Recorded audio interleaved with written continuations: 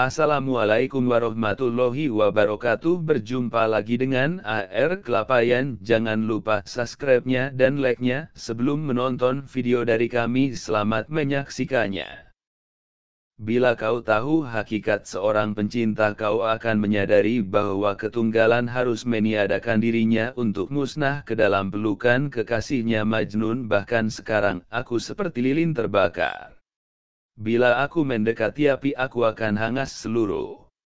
Kedekatan membawa bencana, dan para pencinta harus menghindarinya. Lebih baik sakit, daripada setelah itu harus menahan malu karena menanggung perawatan setelah terbakar oleh gairah pertemuan. Kenapa meminta lebih? Laila Kais adalah seorang pemuda yang tampan, bermata besar dan berambut hitam yang menjadi pusat perhatian dan kekaguman. Kais juga pemuda yang cerdas dan memiliki kemampuan fisika yang istimewa. Ia mempunyai bakat luar biasa dalam mempelajari seni berperang dan memainkan musik, mengubah syair dan melukis. Di antara mereka ada seorang anak perempuan dari kepala suku tetangga, seorang gadis bermata indah, yang memiliki kecantikan luar biasa. Rambut dan matanya sehitam malam. Karena alasan inilah mereka menyebutnya Laila Sang Malam. Meski ia baru berusia 12 tahun, sudah banyak pria melamarnya untuk dinikahi, sebab sebagaimana lazimnya kebiasaan di zaman itu, gadis-gadis sering dilamar pada usia yang masih sangat muda, yakni 9 tahun. Laila dan Kais adalah teman sekelas. Sejak hari pertama masuk sekolah mereka sudah saling tertarik satu sama lain. Seiring dengan berlalunya waktu, percikan ketertarikan ini makin lama menjadi api cinta yang membara bagi mereka berdua. Sekolah bukan lagi tempat belajar, kini sekolah menjadi tempat mereka saling bertemu. Ketika guru sedang mengajar, mereka saling berpandangan.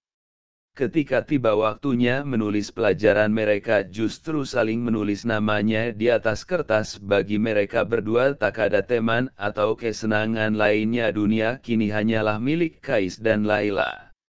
Mereka buta dan tuli pada yang lainnya. Sedikit demi sedikit, orang-orang mulai mengetahui cinta mereka dan gunjingan-gunjingan pun mulai terdengar. Di zaman itu, tidaklah pantas seorang gadis dikenal sebagai sasaran cinta seseorang, dan sudah pasti mereka tidak akan menanggapinya. Ketika orang tua Laila mendengar bisik-bisik tentang anak gadis mereka, mereka pun melarangnya pergi ke sekolah. Mereka tak sanggup lagi menahan beban malu pada masyarakat sekitar. Ketika Laila tidak ada di ruang kelas, Kais menjadi sangat gelisah sehingga ia meninggalkan sekolah dan menyelusuti jalan-jalan untuk mencari kekasihnya. Dengan memanggil-manggil namanya, ia mengubah syair untuknya dan membacakannya di jalan-jalan. Ia hanya berbicara tentang Laila dan tidak juga menjawab pertanyaan orang-orang kecuali bila mereka bertanya tentang Laila. Orang-orang pun tertawa dan berkata, lihatlah Kais, ia sekarang telah menjadi seorang Majnun. Inilah akhirnya Kais dikenal dengan nama ini, yakni Majnun. Melihat orang-orang dan mendengarkan mereka berbicara membuat Majnun tidak tahan. Ia hanya ingin melihat dan berjumpa dengan Laila, kekasihnya. Ia tahu bahwa Laila telah dipingit oleh orang tuanya di rumah yang dengan bijaksana menyadari bahwa jika Laila dibiarkan bebas bepergian, ia pasti akan menjumpai Majnun. Majnun menemukan sebuah tempat di puncak bukit dekat desa Laila dan membangun sebuah gubuk untuk dirinya yang menghadap rumah Laila. Sepanjang hari Majnun duduk-duduk di depan gubuknya, di samping sungai kecil berkelok yang mengalir ke bawah menuju desa itu. Ia berbicara kepada air menghanyutkan dedaunan bunga liar, dan Majnun merasa yakin bahwa sungai itu akan menyampaikan pesan cintanya kepada Laila. Ia menyapa burung-burung dan meminta mereka untuk terbang kepada Laila serta memberitahunya bahwa ia dekat. Ia menghirup angin dari barat yang melewati desa Laila. Jika kebetulan ada seekor anjing tersesat yang berasal dari desa Laila, ia pun memberinya makan dan merawatnya, mencintainya, seolah-olah anjing suci menghormatinya dan menjaganya sampai tiba saatnya anjing itu pergi jika memang mau demikian. Segala sesuatu yang berasal dari tempat kekasihnya dikasihi dan disayangi, sama seperti kekasihnya sendiri. Bulan demi bulan berlalu dan Majnun tidak menemukan jejak Laila. Suatu hari 3 anak laki-laki sahabatnya yang datang mengunjunginya demikian terharu oleh penderitaan dan kepedihan Majnun, sehingga mereka bertekad membantunya untuk berjumpa kembali dengan Laila. Rencana mereka sangat cerdik. Esoknya mereka dan Majnun mendekati rumah Laila dengan menyamar sebagai wanita. Dengan mudah mereka melewati wanita-wanita pembantu di rumah Laila dan berhasil masuk ke pintu kamarnya. Majnun masuk ke kamar, sementara yang lain berada di luar berjaga-jaga. Sejak ia berhenti masuk sekolah, Laila tidak melakukan apapun kecuali memikirkan Kais. Yang cukup mengherankan, setiap kali ia mendengar burung-burung berkicau dari jendela atau angin berhembus sambil ia memejamkan matanya sembari membayangkan bahwa ia mendengar suara Kais di dalamnya. Ia akan mengambil dedaunan dan bunga yang dibawa oleh angin atau sungai dan tahu bahwa semuanya itu berasal dari Kais. Hanya saja, ia tak pernah berbicara kepada siapapun, bahkan juga kepada sahabat-sahabat terbaiknya tentang cintanya. Pada hari ketika Majnun masuk ke rumah Laila, ia merasakan kehadiran dan kedatangannya. Ia mengenakan pakaian sutra yang sangat bagus dan indah, rambutnya dibiarkan lepas tergerai dan disisir dengan rapi di sekitar bahunya. Matanya diberi celah hitam sebagaimana kebiasaan wanita Arab, dengan bedah hitam yang disebut surme. Bibirnya diberi yang seperti lipstik merah dan pipinya yang kemerah-merahan tampak menyala serta menampakkan kegembiraannya. Ia duduk di depan pintu dan menunggu ketika Majnun masuk. Laila tetap duduk sekalipun sudah diberitahu bahwa Majnun akan datang. Ia tidak percaya bahwa pertemuan itu benar-benar terjadi. Majnun berdiri di pintu selama beberapa menit, memandangi sepuas-puasnya wajah Laila. Akhirnya mereka bersama lagi. Tak terdengar sepatah kata pun kecuali detak jantung kedua orang yang dimabuk cinta ini. Mereka saling berpandangan dan lupa waktu. Salah seorang wanita pembantu di rumah itu melihat sahabat-sahabat Majnun di luar kamar tuan putrinya. Ia mulai curiga dan memberi isyarat kepada salah seorang pengawal. Namun ketika Ibu Laila datang menyelidiki, Majnun dan kawan-kawannya sudah jauh pergi. Sesudah orang tuanya bertanya kepada Laila, maka tidak sulit bagi mereka mengetahui apa yang telah terjadi. Kebisuan dan kebahagiaan yang terpancar di matanya menceritakan segala sesuatunya. Sesudah terjadi peristiwa itu, ayah Laila menempatkan para pengawal di setiap pintu di rumahnya. Tidak ada jalan lain bagi Majnun untuk menghampiri rumah Laila, bahkan dari kejauhan sekalipun. Akan tetapi jika ayahnya berpikiran bahwa dengan bertindak hati-hati ini, ia bisa mengubah perasaan Laila dan Majnun satu sama lain, sungguh ia salah besar. Ketika ayah Majnun tahu tentang peristiwa di rumah Laila, ia memutuskan untuk mengakhiri drama itu dengan melamar Laila untuk anaknya. Ia menyiapkan sebuah kafilah penuh dengan hadiah dan mengirimkannya ke desa Laila. Sang tamu pun disambut dengan sangat baik, dan kedua kepala suku itu berbincang-bincang tentang kebahagiaan anak-anak mereka. Ayah Majnun lebih dulu berkata, "Engkau tahu benar, kawan, bahwa ada dua hal yang sangat penting bagi kebahagiaan, yaitu cinta dan kekayaan. Anak lelakiku mencintai anak perempuanmu, dan aku bisa memastikan bahwa aku sanggup memberi mereka cukup banyak uang untuk mengarungi kehidupan yang bahagia dan menyenangkan." Mendengar hal itu, ayah Laila pun menjawab, "Bukannya aku menolak, Kais, aku percaya kepadamu sebab engkau pastilah seorang mulia dan terhormat," jawab ayah Laila. "Akan tetapi engkau tidak bisa menyalahkanku kalau aku berhati-hati dengan anakmu. Semua orang tahu perilaku abnormalnya. Ia berpakaian seperti seorang pengemis. Ia pasti sudah lama tidak mandi dan ia pun hidup bersama hewan-hewan dan menjauhi orang banyak. Tolong katakan kawan, jika engkau punya anak perempuan dan engkau berada dalam posisiku, akankah engkau memberikan anak perempuanmu kepada anakku?" Ayah Kais tak dapat membantah apa yang bisa dikatakannya, padahal dulu anaknya adalah teladan utama bagi kawan-kawan sebayanya. Dahulu Kais adalah anak yang paling cerdas dan berbakata di seantero Arab tentu saja tidak ada yang dapat dikatakannya bahkan, sang ayahnya sendiri susah untuk mempercayainya. Sudah lama orang tidak mendengar ucapan bermakna dari Majnun. Aku tidak akan diam berpangku tangan dan melihat anakku menghancurkan dirinya sendiri. Pikirnya aku harus melakukan sesuatu. Ketika ia Majnun kembali pulang, ia menjemput anaknya. Ia mengadakan pesta makan malam untuk menghormati anaknya. Dalam jamuan pesta makan malam itu gadis-gadis tercantik di seluruh negeri pun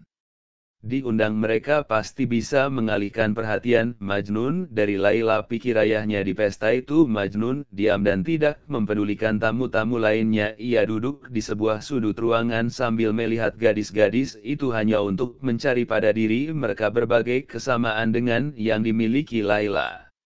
Seorang gadis mengenakan pakaian yang sama dengan milik Laila, yang lainnya punya rambut panjang seperti Laila dan yang lainnya lagi punya senyum mirip Laila, namun tak ada orang gadis pun yang benar-benar mirip dengannya, malahan tak ada seorang pun yang memiliki separuh kecantikan Laila. Pesta itu hanya menambah kepedihan perasaan Majnun saja kepada kekasihnya. Ia pun berang dan marah serta menyalahkan setiap orang di pesta itu lantaran berusaha mengelabuinya. Dengan berurai air mata Majnun menuduh orang tuanya dan sahabat-sahabatnya sebagai berlaku kasar dan kejam kepadanya. Ia menangis sedemikian hebat hingga akhirnya jatuh ke lantai dalam keadaan pingsan. Sesudah terjadi petaka, ayahnya memutuskan agar Kais dikirim untuk menunaikan ibadah haji ke Mekah dengan harapan bahwa Allah akan merahmatinya dan membebaskannya dari cinta yang menghancurkan ini. Di Makkah untuk menyenangkan ayahnya, Majnun bersujud di depan altar Ka'bah. Tetapi apa yang ia mohonkan, wahai yang Maha Pengasih, Raja di Raja para pecinta, Engkau yang menganugerahkan cinta, aku hanya mohon kepadamu satu hal saja, tinggikanlah cintaku sedemikian rupa sehingga sekalipun aku binasa, cintaku dan kekasihku tetap hidup. Ayahnya kemudian tahu bahwa tak ada lagi yang bisa ia lakukan untuk anaknya. Usai menunaikan ibadah haji, Majnun yang tidak mau lagi bergaul dengan orang banyak di desanya, pergi ke pegunungan tanpa memberitahu di mana ia berada. Tidak kembali ke gubuknya. Orang tuanya mengirim segenap sahabat dan keluarganya untuk mencarinya, namun tak seorang pun berhasil menemukannya. Banyak orang berkesimpulan bahwa Majnun dibunuh oleh binatang-binatang gurun Sahara. Ia bagai hilang ditelan bumi. Suatu hari seorang musafir melewati reruntuhan bangunan itu dan melihat ada sesosok aneh yang duduk di salah sebuah tembok yang hancur. Seorang liar dengan rambut panjang hingga ke bahu, jenggotnya panjang dan acak-acakan, bajunya compang-camping dan kumal. Ketika sang musafir mengucapkan salam dan tidak beroleh jawaban, ia mendekatinya. Ia melihat ada seekor serigala tidur di kakinya. Hus-hus, katanya, jangan bangunkah sahabatku? Kemudian ia mengedarkan pandangan ke arah kejauhan. Berbagai macam binatang tertarik kepadanya karena secara naluri mengetahui bahwa Majnun tidak akan mencelakakan mereka. Bahkan binatang-binatang buas seperti serigala sekalipun percaya pada kebaikan dan kasih sayang Majnun. Sang musafir itu mendengarkan Majnun melantunkan berbagai kidung pujiannya pada Laila. Kemudian sang musafir itu pergi dan melanjutkan perjalanannya. Ketika tiba di desa Majnun, ia menuturkan kisahnya pada orang-orang. Akhirnya sang kepala suku, ayah Majnun, mendengar berita itu. Ia mengundang sang musafir ke rumahnya dan meminta keteraparan rinci darinya. Merasa sangat gembira dan bahagia bahwa Majnun masih hidup, ayahnya pergi ke Gunung Sahara untuk menjemputnya. Ketika melihat reruntuhan bangunan yang dilukiskan oleh sang musafir itu, ayah Majnun dicekam oleh emosi dan kesedihan yang luar biasa. Betapa tidak anaknya terjerebak dalam keadaan mengenaskan seperti ini. Ya Tuhanku, aku mohon agar Engkau menyelamatkan anakku dan mengembalikannya ke keluarga kami. Jerit sang ayah. Menyayat hati Majnun mendengar doanya dan segera keluar dari tempat persembunyiannya dengan bersimpuh di bawah kaki ayahnya. Ia pun menangis, wahai ayah, ampunilah aku atas segala kepedihan yang kutimbulkan pada dirimu. Tolong lupakan bahwa engkau pernah mempunyai seorang anak, sebab ini akan meringankan beban kesedihan. Ayah, ini sudah nasibku mencintai dan hidup hanya untuk mencinta ayah dan anak. pun saling berpelukan dan menangis. Inilah pertemuan terakhir mereka. Keluarga Laila menyalahkan ayah Laila lantaran salah dan gagal menangani situasi putrinya. Mereka yakin bahwa peristiwa itu telah mempermalukan seluruh keluarga karenanya orang tua Laila memingitnya dalam kamarnya.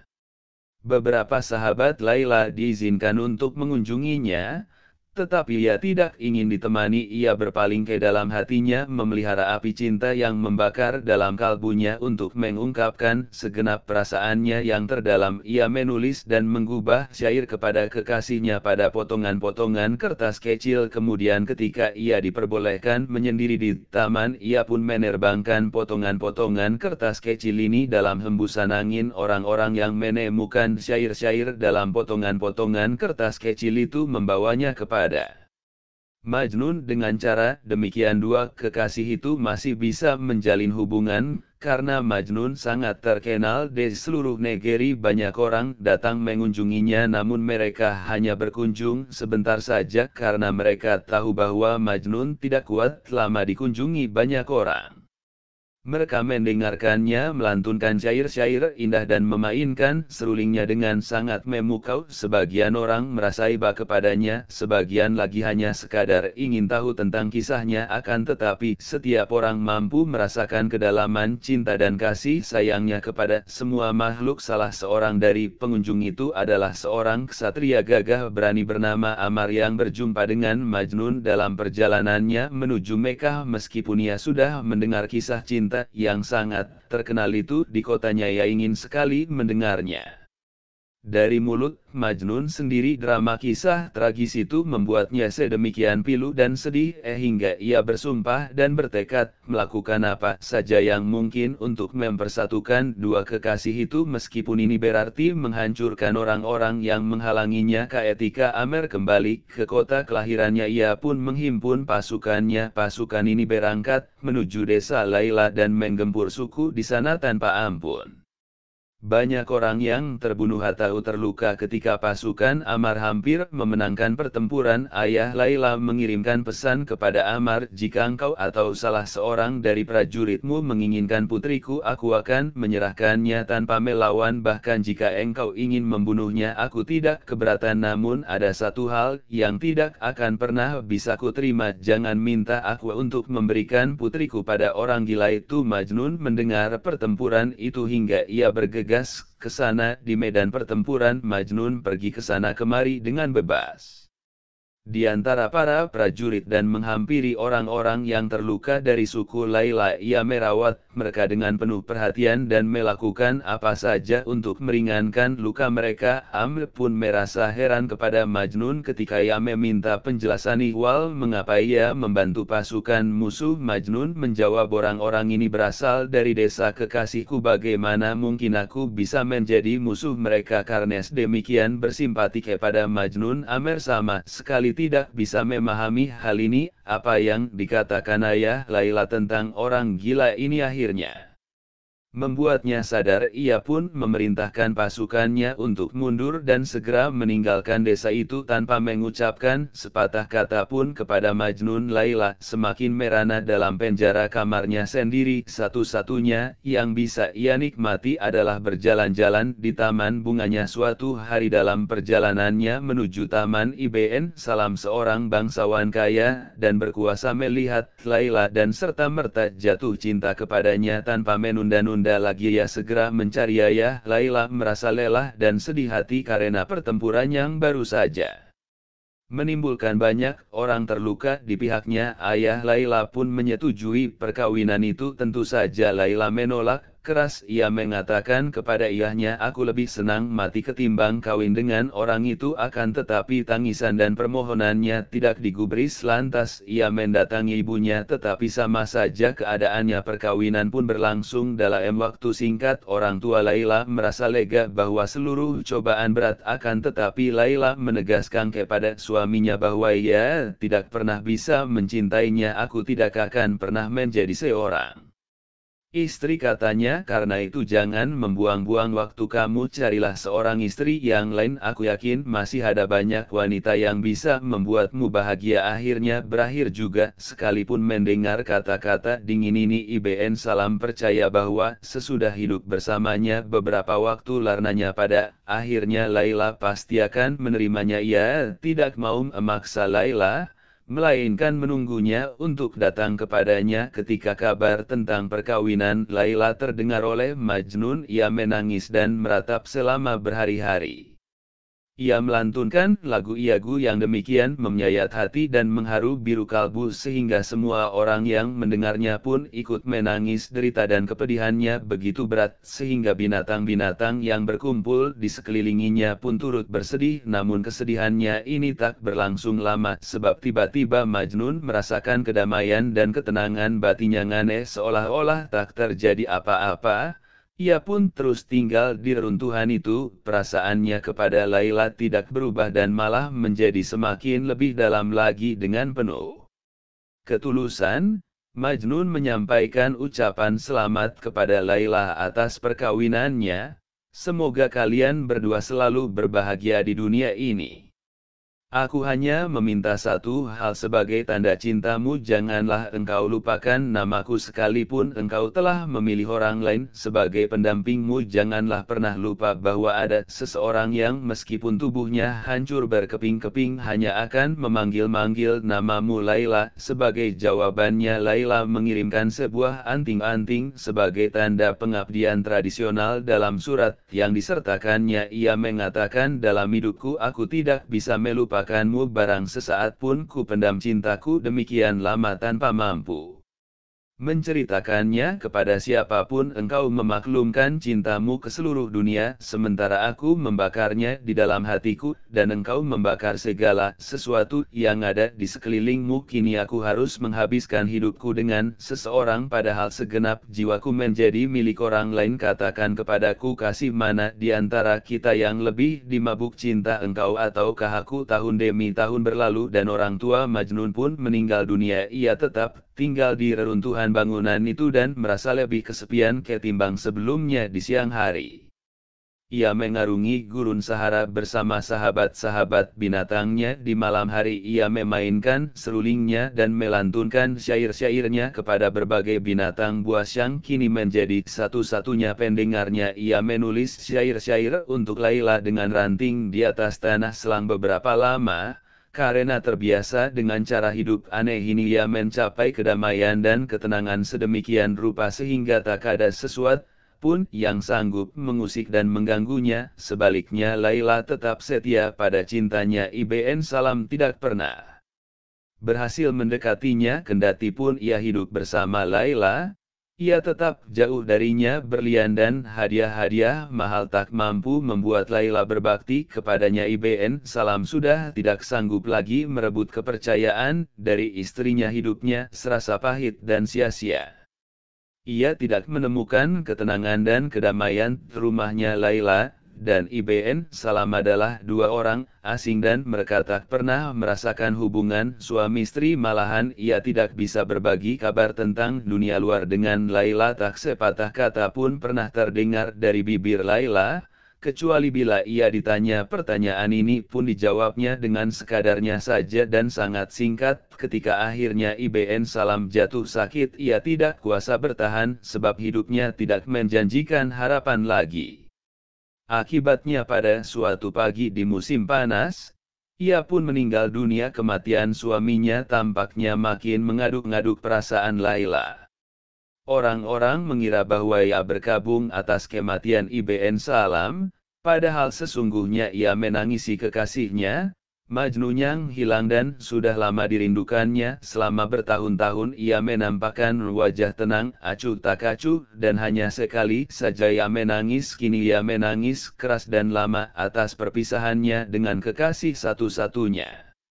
Ketika masa berkabung usai, Laila kembali ke rumah ayahnya meskipun masih berusia muda. Laila tampak tua, dewasa dan bijaksana yang jarang dijumpai pada diri wanita seusianya. Sementara api cintanya makin membara, kesehatan Laila justru memudar karena ia tidak lagi memperhatikan dirinya sendiri. Ia tidak mau makan dan juga tidak tidur dengan baik selama bermalam-malam. Bagaimana ia bisa memperhatikan kesehatan dirinya kalau yang dipikirkannya hanyalah Majnun semata? Laila sendiri tahu betul bahwa ia tidak akan sanggup bertahan lama. Akhirnya penyakit batuk parah yang mengganggunya selama beberapa bulan pun menggerogoti kesehatannya. Ketika Laila meregang nyawa dan sekarat, ia masih memikirkan Majnun.